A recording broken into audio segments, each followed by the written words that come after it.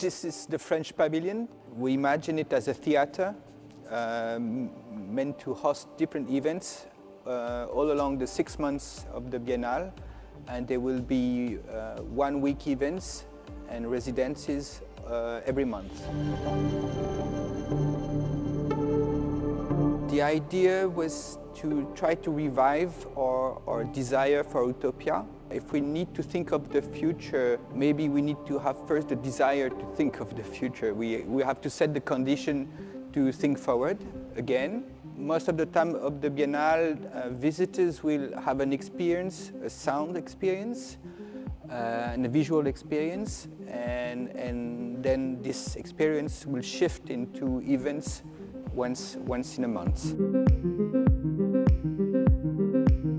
It is a structure which is too big for the pavilion itself. So you ask yourself, how does this structure, I mean, where does it come from? Is it coming from outer space, from another space? How did it manage to fit into this pavilion? And it is also a structure which is not finished.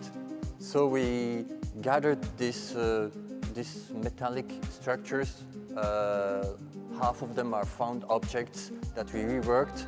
Half of them are new objects that we kind of shaped into this sphere. The idea is that this structure will travel after the Biennale for the next 30 or 40 or 50 years.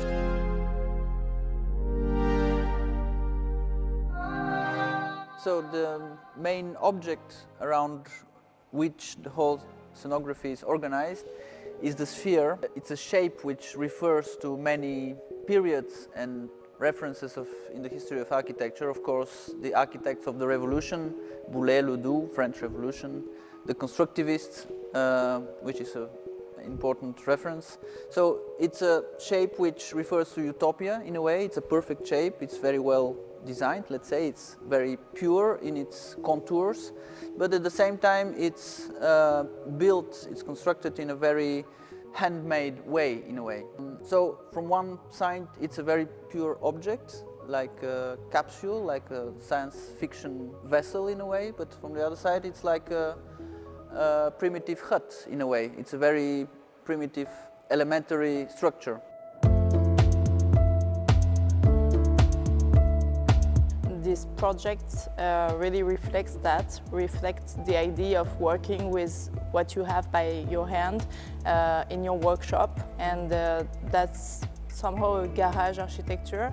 That's something that has been made with found objects, so a lot of plays from playgrounds, a plane wheel, some weird objects like that gives a science fictional sense to the project.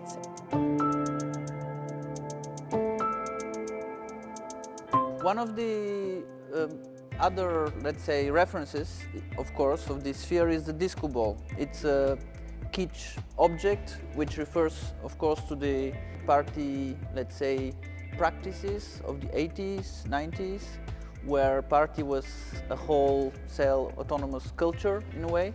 So for us this is an important level, let's say, of understanding, because we are thinking of partying not only as a celebration or joy of living, but also as a possible dimension of imagining new practices, new ways of living together and new ways of making communities.